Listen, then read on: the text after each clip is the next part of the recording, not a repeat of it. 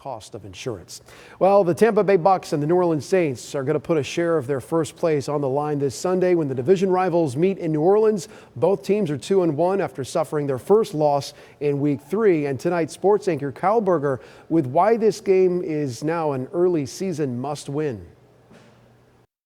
If the Bucs want to make the playoffs and win the NFC South division, they have to beat division rivals. That is the key, and it starts this Sunday against the New Orleans Saints, a team the Bucs beat twice last year, on their way to winning the division title and hosting a playoff game. You get a feeling this is the ones that, everybody has circled on their calendars when the schedule gets released, and looking forward to it being this early on a division game. And we know the history of this game over the last couple of years and, what it's kind of meant.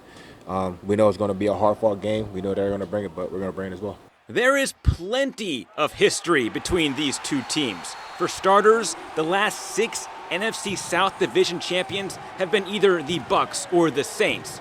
Then there's the history between Bucs receiver Mike Evans and Saints defensive back Marshon Lattimore.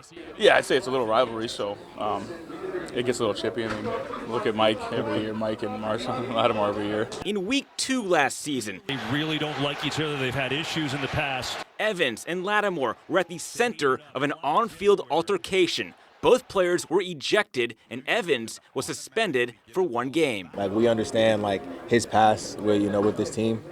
But we also know that, he's not going in there with the intention of doing anything, to hurt himself or the team. So, there's nothing really to be said. He knows, what he has to do. And, every time we go in there, the goal is to win the game. And Mike being on the field really helps us win games. Yes, he does. Evans is off to a scorching start to the season. 3 games, 3 touchdowns.